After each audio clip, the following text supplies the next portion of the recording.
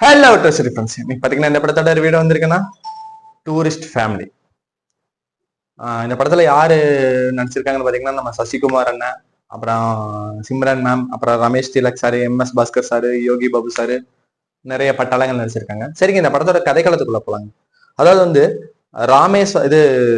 ஸ்ரீலங்கால இருந்து, இலங்கையில இருந்து தமிழ்நாட்டோட ராமேஸ்வரத்துக்கு வந்து சசிகுமார் சாரோட ஃபேமிலி, அதாவது சசிகுமார் சார், சிம்ரன், அவங்க ரெண்டு பசங்க எல்லாருமே தப்பிச்சு வந்துறாங்க. அப்படி தப்பிச்சு வந்தவங்களுக்கு வந்து இங்க இருக்கிற அவரு சிம்ரனோட தம்பி அண்ணனோட யோகி பாபு சார் வந்து அடைக்கலம் கொடுத்து அவருக்கு வாழ வழி பண்ணி ஒரு சென்னையில வந்து இடம் பார்த்து கொடுத்து தங்க வைக்கிறாருங்க. அப்படி தங்க வச்சப்போ அதே அவரு சசிகுமார் சார் வர வழியில ஒரு குப்பை தொட்டியில வந்து ஒரு பாம்பு சொல்ற பாருங்க, ஒரு குப்பையை போட்டு வருவாரு. அங்க இந்த குப்பை தொட்டில இருந்து பாத்தீங்கன்னா பாம்பு வெடிப்பு ஏற்பட்டுரும். அப்படி ஆன பிறகு அவங்க வந்து கண்டுபிடிப்பாங்க யாரு, போலீஸ்.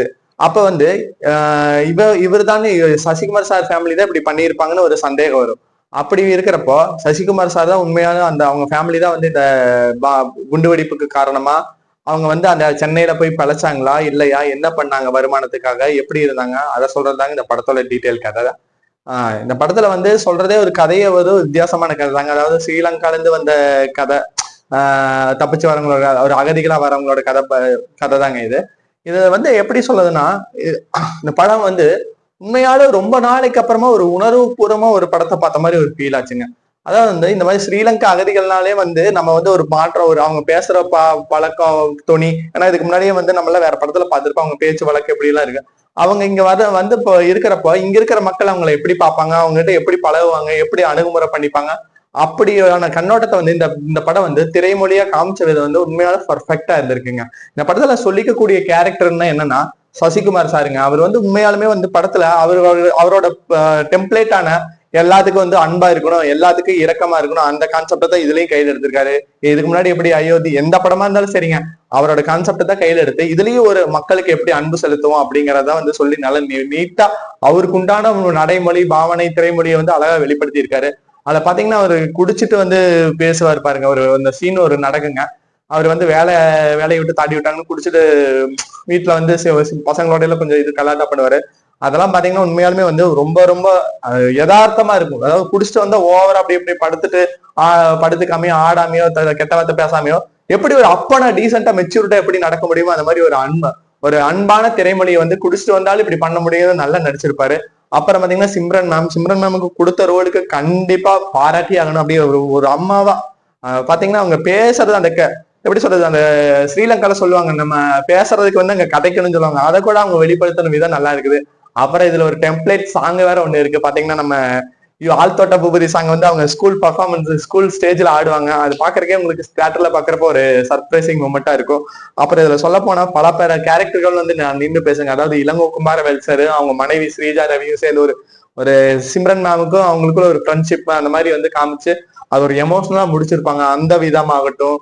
அப்புறம் வந்து MS பாஸ்கர் சாருக்கு, சசிகுமார் சாருக்கு, அதாவது இவங்கெல்லாம் அது ஒரு ஏரியா, அவர் அங்க போய் தங்கின பிறகு என்ன ஆச்சா, MS பாஸ்கர் சாருக்கும் இவருக்கும் யாரு சசிகுமார் சாருக்கு என்னென்ன நடந்துச்சு, அவருக்கு வேலை கொடுத்தாரா இல்லையா, அதை காமிக்கிறதாகட்டும். MS பாஸ்கர் சார் உண்மையாலுமே எல்லா ரோலுக்கு ஆப்டான மனுஷன். நான் பாக்குறப்ப வந்து சின்ன பையன்ல பட்டாபின்னு இருந்தவர் இன்னைக்கு பாத்தீங்கன்னா பட்டாசு கிளப்பிட்டு இருக்காரு. அந்த அளவுக்கு ஒரு அருமையான பர்ஃபார்மன்ஸ். கண்டிப்பா அவரை பாராட்டியே ஆகணும். அப்புறம் இதுல பாத்தீங்கன்னா முக்கியமான ஒரு கேரக்டர், அந்த சசிகுமார் சாரோட மூத்த மகன் பாத்தீங்கன்னா அவர் ஒரு லவ் போர்ஷன்ஸ் மாதிரி சொல்லுவாரு. அதுல ஒரு ஜஸ்ட் ஃபார் மூமெண்ட், அதுல வந்து அவன் லவ்வரை வந்து விட்டுட்டு வேற ஒருத்தர் கல்யாணம் பண்ணிட்டு மலையூர் மொமட்டியன் சாங் வச்சு இதெல்லாம் போட்டு நான் ரீக்ரியேட் பண்ணிட்டு இருந்தப்ப எனக்கு இப்படி பண்ண முடியாம போச்சு. அதை வந்து அந்த சின்ன பையன் இருப்பாரு பாருங்க, அவரு தாங்க ஹைலைட். யாரு, சசிகுமார் சாரோட சின்ன பையன். அவர் அந்த விஜய் பட ஜோசப் குருவில அதை ஞாபகப்படுத்துறதாகட்டும், அப்புறம் மலையாளம் பேசுறதாகட்டும், அதாவது எந்த இடத்துல வந்து ஃபன்னி மூமெண்ட் கொடுக்கணுமோ அந்த இடத்துல எல்லாம் அந்த பையன் வந்து ஃபன்னி மூமெண்ட் கொடுத்துருவாரு. மலையூர் மொமெண்ட் வேட்டி கட்டிட்டு ஆடுவார் பாருங்க, தியேட்டரே பிளாஸ்ட் ஆகும். சூப்பரான பர்ஃபார்மன்ஸ். திருவண்ட பையன் அழகா, அதாவது திரைமொழியில வந்து எவ்வளவு அழகா கன்வே பண்ண முடியுமோ அந்த அளவுக்கு நல்லா கன்வே பண்ணியிருக்காரு. அப்புறம் பாத்தீங்கன்னா உங்களுக்கு நிறைய அப்படி அடுக்கிட்டே போலாங்க நல்ல நல்ல காட்சிகள்லாம். இதுல வந்துட்டு மனசை வந்து கடைசியில கூட அந்த ஊர்ல வந்து உதவாக்கிற பையன் எப்படி சொல்றது, தண்ணி போட்டு இருக்கிறான், அவன் வந்து குடிச்சிட்டு இருக்கான், அவங்களோட கடைசியில ஒரு கிளைமேக்ஸ் இதுல ஒரு சொல்லுவாரு. அது பாத்தீங்கன்னாலும் இன்னொன்னு மனதை வருடுற மாதிரி இருக்கும். இப்படி படம் முழுக்கவே ஒரு ஹார்ட் வார்மிங்கா, அதாவது இதயத்தை கவரும்படி ஒரு படத்தை எடுத்து கொடுத்துருக்காங்க. நல்லாவே எனக்கு ஃபீல் ஆச்சு. எந்தெந்த இடத்துல எமோஷனலா, அந்த நேரத்துல லவ்வுக்கு லவ், அதாவது யாரு இவரு சசிகுமார் சாரோட மூத்த பையனுக்கும், அப்புறம் இவர் வந்து போலீஸ்கார வீட்டுலதான் தங்கி இருப்பாரு, அவரு பேரு கூட என்ன ஞாபகம் இல்ல. அவங்க வீட்டுல அவங்க பொண்ணுக்கும் இருக்கிற லவ், அது கூட சின்ன சின்ன போர்ஷன்ஸ் தான் நல்லா இருக்கும். அதுல பேசுற விதம்லாம் நல்லா இருக்குங்க. ஒரு இடத்துல கூட கேட்பாங்க, நீங்க தமிழ் பேசுறது தப்பா இல்ல இன்னும் ஏதோ ஒண்ணு மறந்து போச்சு டைலாக், அந்த அந்த டைலாக் ஆகட்டும், அப்புறம் நீங்க கடல் தாண்டி தாண்டா எனக்காக வந்திருக்க அப்படின்னு அந்த சொல்றதாகட்டும், உண்மையாலுமே வந்து ரொம்பவே எனக்கு அந்த சில கவனிக்க வச்ச மூமெண்ட்ஸ் சொல்லலாம். இப்படி படம் முழுக்கவே வந்து நல்ல ஒரு பிரசன்டேஷனை கொடுத்து, ஒரு புதுமை இயக்குனர் எவ்வளவு தெளிவா எடுக்க முடியுமா, காமெடி காட்சிகள் எங்க ஒட்ட, யோகி பாபு சாருக்கு உண்மையாலுமே சொல்லுங்க, காமெடி காட்சிகள் நல்லாவே ஒர்க் அவுட் ஆயிருக்கு. அவர்கிட்ட அடிக்கிற டைமிங் வந்து மற்ற படத்துல எல்லாம் மொக்கையா போயிரு, நல்லா இருக்காது, யோகி பாபு சாரே வேஸ்ட் அப்படி சொல்லலாம்.